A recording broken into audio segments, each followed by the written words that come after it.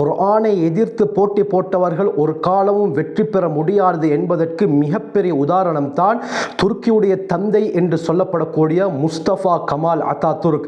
இந்த குர்ஆன் எங்களுக்கு தேவையில்லை, நாங்கள் நவீன யுகத்திலே வாழ்கிறோம், இந்த அத்திப்பழத்தை பற்றியும் ஜெய்தூன் ஒலிவ் ஆயிலை பற்றியும் பேசக்கூடிய புத்தகம் எங்களுக்கு தேவையில்லை என்று சொன்னவன் கடைசியில் அவனுக்கு ஒரு நோய் உண்டாகி அந்த நோயினால் இவன் மரணமடைந்தான்.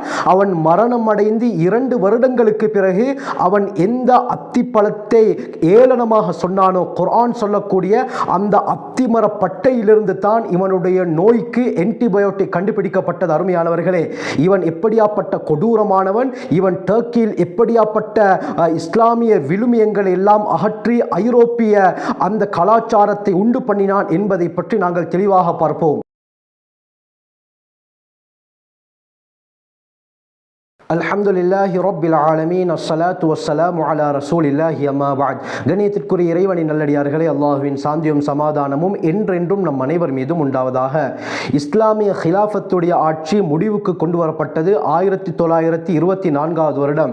இந்த ஹிலாஃபத்துடைய ஆட்சி, அதுவும் குறிப்பாக உஸ்மானிய பேரரசு, ஒட்டோமன் எம்பையர், அது எப்படி உருவானது, அது எந்த அளவுக்கு பறந்து விரிந்திருந்தது, அந்த உஸ்மானிய ஹிலாஃபத் வீழ்ச்சி அடைந்ததற்கு என்ன காரணம், அந்த வீழ்ச்சி உண்டு பண்ணுவதற்காக ஐரோப்பியர்கள் யாரை பாவித்தார்கள் என்ற எல்லா விடயத்தையும் தெளிவாக நான் ஒரு பதிவிலே பேசியிருக்கிறேன். அந்த பதிவுடைய லிங்கை நான் கீழே டிஸ்கிரிப்ஷன் பாக்ஸில் தருகிறேன், செக் பண்ணி பார்த்துக் கொள்ளுங்கள். அதிகமான பிரயோஜனங்களை நீங்கள் அடைந்து கொள்வீர்கள். அருமையானவர்களே, ஒட்டோமன் எம்பையர் என்பது 1299 இருந்து 1923 வரை இருந்த மிகவும் சக்தி வாய்ந்த ஒரு சாம்ராஜ்யம். 14ஆம் நூற்றாண்டில் இருந்து 20ஆம் நூற்றாண்டு வரை சக்தி வாய்ந்த ஒரு சாம்ராஜ்யமாக இந்த ஒட்டோமன் எம்பையர் இருந்தது. தென்கிழக்கு ஐரோப்பா, மேற்கு ஆசியா, வடக்கு ஆப்பிரிக்காவுடைய பல நாடுகள் இந்த உஸ்மானிய சாம்ராஜ்யத்துக்கு கீழால் இருந்தது. மிடில் ஈஸ்ட், மத்திய கிழக்கை ஆட்சி செய்த சக்தி வாய்ந்த ஒரு ஆளுமை தான் இந்த ஒட்டோமன் எம்பையர். இந்த உஸ்மானிய ஹிலாஃபத்துடைய ஆட்சி காலத்தில் முஸ்லிம்கள் சந்தோஷமாக வாழ்ந்தார்கள். இந்த உஸ்மானிய ஹிலாஃபத்துடைய தலைமை பீடமாக இருந்தது டர்க்கி தான். அருமையானவர்களே, அதுவும் டர்க்கியுடைய இஸ்தாம்பூல் தான் மிகவும் முன்மாதிரியான ஒரு நகரமாக இருந்தது. இந்த காலகட்டத்திலே முஸ்லிம்கள் நிம்மதியாக சந்தோஷமாக வாழ்ந்தார்கள். இந்த ஹிலாஃபத்துடைய ஆட்சியை ஒழித்தால் முஸ்லிம்களுடைய ஒற்றுமையை நாங்கள் இல்லாமலாக்கி விட வேண்டும் என்று சொல்லி ஐரோப்பியர்கள் பல சூழ்ச்சிகளை செய்து கடைசியாக இந்த உஸ்மானிய ஹிலாஃபத்தை வீழ்ச்சியடைய வைத்தார்கள். ஐரோப்பாவில் கல்வி கற்ற இளம் துருக்கியர்கள் என்ற அமைப்பு சுல்தானை பதவி நீக்கம் செய்வதற்காக பல முயற்சிகளை, பல சூழ்ச்சிகளை செய்தார்கள். இந்த அடிப்படையில் சகல அதிகாரம் கொண்ட உஸ்மானியர்களுடைய 34வது ஹலீஃபா அப்துல் மஜீத் அத்தானி என்பவர் 1909 ஏப்ரல் 27ஆம் தேதி இந்த இளம் துருக்கியர் என்ற அமைப்பின் சதித்திட்டத்தின் மூலமாக, சூழ்ச்சியின் மூலமாக பதவி கவிழ்க்கப்பட்டார். மேற்குலக நாடுகள் இந்த பதவி கவிழ்ப்புக்காக வேண்டி இந்த இளைஞர் குழுக்கு வெளிரங்கத்தில் பல உதவிகளை செய்தது. இனிமேல் துருக்கி மதச்சார்பற்ற நாடாக அமைய வேண்டும் என்ற முயற்சியில் அவர்கள் வெற்றி பெற்றார்கள். கடைசியாக 1924 வருடம் இந்த உஸ்மானிய ஹிலாஃபத் ஒரு முடிவுக்கு கொண்டு வரப்பட்டது. இந்த முடிவுக்கு கொண்டு வரப்பட்டதற்கு முக்கியமான காரணமாக இருந்தது முஸ்தபா கமால் அத்தாதுர்க் என்று சொல்லப்படக்கூடிய ஐரோப்பாவின் கைக்கூலியாகும். சுல்தானை பதவி கவிழ்த்துவிட்டு இவன் ஆட்சிக்கு வந்து 1926 வருடம் துருக்கியில் இஸ்லாமிய ஷரியத்துடைய ஆட்சியை முழுமையாக இந்த முஸ்தபா கமால் அத்தாதுர்க் ரத்து செய்தான். இவன் ஆட்சிக்கு வந்ததற்கு பிறகு இஸ்லாமிய அடிப்படை சட்டங்களிலேயே கை வைக்க ஆரம்பித்து பல சட்டங்களை இல்லாமலாக்கி ஐரோப்பிய அந்த உணர்வுகளை துருக்கிக்குள்ளால் இவன் உட்புகுத்தினான். அருமையானவர்களே, எந்த அளவுக்கு என்று சொன்னால் ஹஜ் உம்ராவுடைய விசாவை இவன் தடை செய்தான். இனிமேல் டர்க்கியிலிருந்து யாரும் ஹஜ் உம்ராவுக்காக வேண்டி மக்கா மதீனாவுக்கு செல்லக்கூடாது. இதே போல அரபி மொழியை கற்பதற்கும் இவன் தடை செய்தான். டர்க்கி மொழியிலே இருந்த அரபு எழுத்துக்களை நீக்குவதற்கும் இவன் உத்தரவிட்டான். இதே போல டர்க்கியுடைய பள்ளிவாசல்களில், குறிப்பாக இஸ்தாம்பூலுடைய பள்ளிவாசல்களில் அதான் சொல்வது தடை செய்யப்பட்டது. இவன் தடை செய்தான். நாங்கள் ஒவ்வொரு தொழுகைக்கு லுஹர், அசர், மக்ரிப், இஷா, சுபஹ் என்ற அரபு வார்த்தைகளை கொண்டு தான் அழைப்போம். ஆனால் டர்க்கியிலே அரபு மொழியை கற்கவும் தடை, அரபு மொழியை பாய்ப்பதும் தடை, அரபு மொழியில் பேசுவதும் தடை. எந்த அளவுக்கு என்றால் இந்த தொழுகைகளுக்கு டர்க்கி பாஷையில் பெயர்களை வைத்தான். இந்த லுஹர் என்பது இனிமேல் டர்க்கியில் இருக்கக்கூடாது, அசர், மக்ரிப், இஷா, சுபஹ் என்ற வார்த்தைகள் இருக்கக்கூடாது. இது முற்றாக நீக்கப்பட்டு ஒவ்வொரு தொழுகைக்கு டர்க்கியுடைய பாஷையிலே பெயர் வைக்கப்பட வேண்டும் என்ற உத்தரவையும் இவன் பிறப்பித்தான். இப்படி தடை செய்யப்பட்டதற்கு பிறகும் யாராவது அதானை, பாங்கை டர்க்கியுடைய மஸ்ஜிதுகளிலே சொன்னால் அவருக்கு 3 மாத சிறை தண்டனையும் பல ரூபாய் அபராதமும் விதிக்கப்படும் என்ற ஒரு கொடூர சட்டத்தை முஸ்தபா கமால் அத்தாதுர்க் கொண்டு வந்தான். அது மட்டுமல்லாமல் துருக்கியிலே இருக்கக்கூடிய பெண்கள் இதற்கு பிறகு ஹிஜாப் அணியக்கூடாது என்ற ஒரு கடுமையான சட்டத்தையும் இவன் நிறைவேற்றினான். அது மட்டுமல்ல, 2 பெருநாட்களுடைய தொழுகை, நோன்பு பெருநாள், ஹஜ் பெருநாள், ஈதுல் ஃபித்ர், ஈதுல் அத்ஹா, இந்த பெருநாட்களை டர்க்கியிலே கொண்டாடுவதும் இதற்கு பிறகு தடை செய்யப்படும் என்ற ஒரு உத்தரவையும் இவன் பிறப்பித்தான். அது மட்டுமல்லாமல் தனக்கு முன்னால் இருக்கக்கூடிய முஸ்தபா என்ற பெயர் எனக்கு பிடிக்கவில்லை என்று இவன் கூறினான். அதற்கு என்ன காரணம் என்றால், முஸ்தபா என்பது எம் பெருமானார் முஹம்மது ஸல்லல்லாஹு அலைஹி வஸல்லம் அவர்களுடைய ஒரு சிறப்பு பெயர். கண்ணியமானவர்களே, அந்த பெயர் என்னுடைய பெயருக்கு முன்னால் இருக்கக்கூடாது, இந்த பெயர் எனக்கு பிடிக்கவில்லை என்றும் இவன் வாதிட்டான். இதே போல இஸ்லாமிய நாடுகளில் வார விடுமுறை வெள்ளிக்கிழமை என்று தான் கொடுக்கப்படும். இதே போல தான் உஸ்மானிய கிலாஃபத்துடைய ஆட்சி காலத்திலும் வெள்ளிக்கிழமை என்று தான் வார விடுமுறை தொடர்ந்து கொடுக்கப்பட்டு வந்தது. காரணம் என்ன? அது ஜும்ஆவுடைய தினம், ஜும்ஆ தொழுகையை மக்கள் நிறைவேற்றுவார்கள், சந்தோஷமாக இருப்பார்கள் என்பதற்காக வேண்டி அந்த நாள் விடுமுறையாக கொடுக்கப்பட்டு வந்தது. எப்பொழுது முஸ்தபா கமால் அத்தாதுர்க் ஆட்சிக்கு வந்தானோ, இனிமேல் வெள்ளிக்கிழமை விடுமுறை கிடையாது, இனிமேல் ஞாயிற்றுக்கிழமை தான் விடுமுறை தினம் என்பதாக ஐரோப்பியர்களுடைய அந்த விடயத்துக்கு ஒத்துப்போய் இவன் இந்த சட்டத்தை பிறப்பித்தான்.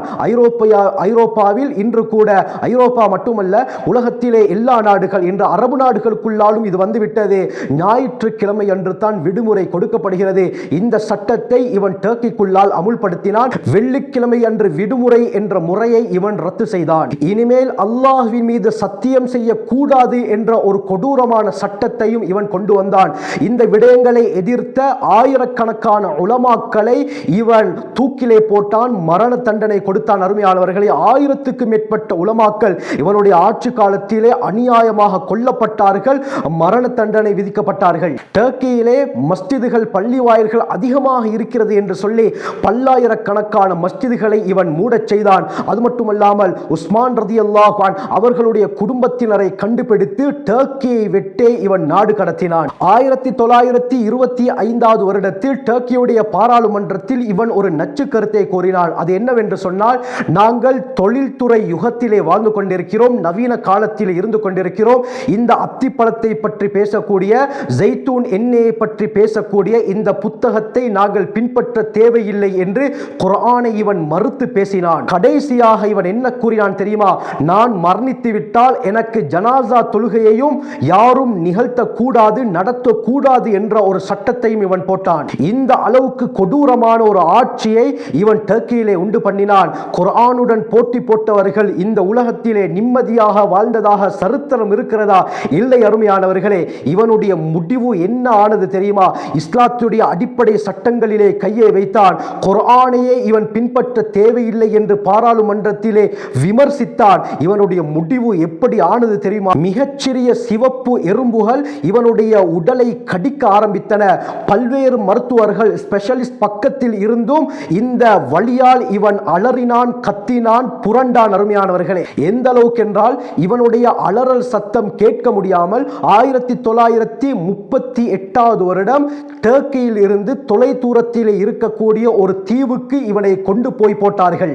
எந்த டாக்டர்ஸையும் எந்த ஸ்பெஷலிஸ்டையும் கூட்டிக் கொண்டு வர வேண்டாம் என்று சொல்லி ஒரு ஷூவை வாங்கி அந்த ஷூவால் தன்னையே இவன் அடித்துக் கொள்ள ஆரம்பித்தார். கடைசியில் வலி தாங்க முடியாமல் அதே வேதனையில் இவன் இறந்தான். அருமையானவர்களே, எந்த அளவுக்கு சொல்லப்படுதுன்னு சொன்னா, இவனை எந்த தினத்திலே அடக்கம் செய்தார்களோ அந்த தினத்திலே 3 தடவை பூமி குலுங்கியதாக சொல்லப்படுகிறது.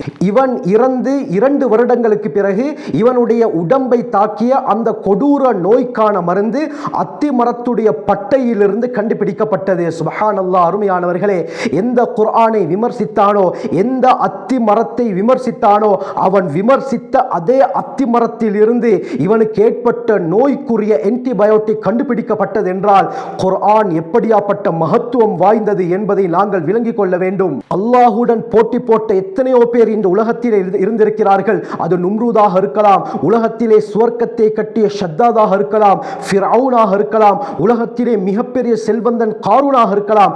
யாராக இருந்தாலும் அவர்களுடைய முடிவு என்னவானது? அருமையானவர்களே, அல்லாஹுடன் யாருக்காவது போட்டி போட முடியுமா? அவனுடைய மார்க்கத்திலே யாருக்காவது மூக்கை நுழைக்க முடியுமா?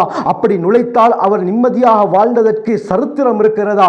இல்லை கண்ணியமானவர்களே. அப்படி இருந்தால் அதற்கு மிக பெரிய உதாரணம் இந்த முஸ்தபா கமால் அத்தா துர்க்காகத்தான் இருக்க முடியும். ஆனால் எப்படியாப்பட்ட கேவலமான ஒரு மரணம் இவனை ஆட்கொண்டது. அவனுடைய மரணத்திற்கு, அவனுடைய நோய்க்கு ஆன்டிபயோட்டிக் அவன் விமர்சித்த அந்த அத்திமர பட்டையிலிருந்து கிடைக்கிறது என்று சொன்னால் குர்ஆனுடைய அற்புதம் என்ன என்பதை நாங்கள் விளங்கிக் கொள்ள வேண்டும்.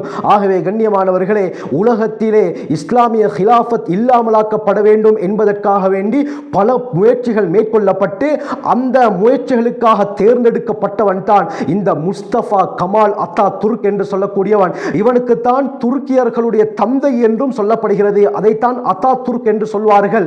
அப்படி இருந்தும் இஸ்லாமிய விழுமியங்களை, இஸ்லாமிய கலாச்சாரங்களை, இஸ்லாமிய கொள்கைகளை, இஸ்லாமிய அடிப்படை சட்டங்களை இவன் இல்லாமலாக்கி குர்ஆனை விமர்சிக்க ஆரம்பித்தான். அந்த சந்தர்ப்பத்திலிருந்து தான் இவனுடைய மரண நேரம் ஆரம்பித்தது. மோசமான ஒரு மரணத்துக்கு இவன் தள்ளப்பட்டான். அருமையானவர்களே, யாரும் எதிர்பார்க்காத ஒரு கொடூரமான நோயின் மூலமாக பாதிக்கப்பட்டு கேவலமாக மரணம் அடைந்தான். நன்றாக விளங்கிக் கொள்ள வேண்டும். குர்ஆனை எதிர்த்து போட்டி போட்டவர்கள் ஒரு காலமும் வெற்றி பெற்றதாக சரித்திரம் கிடையாது. அதற்கு மிகப்பெரிய உதாரணம் இந்த முஸ்தபா கமால் அத்தா துர்க் தான். அருமையானவர்களே, ஆகவே அல்லாஹ் சுப்ஹானஹு வ தஆலா குர்ஆனிலே எந்தெந்த விடயங்களை சொல்லியிருக்கிறானோ அதை முழுமையாக நம்பி அல்லாஹ்வுடைய நெருக்கத்தை பெறக்கூடிய கூட்டத்திலே அல்லாஹ் நம் அனைவரையும் சேர்த்தருள்வானாக. ஜஸாக்குமுல்லாஹு கைர். வ ஆகிரு தஅவானா அல்ஹம்துலில்லாஹி ரப்பில் ஆலமீன்.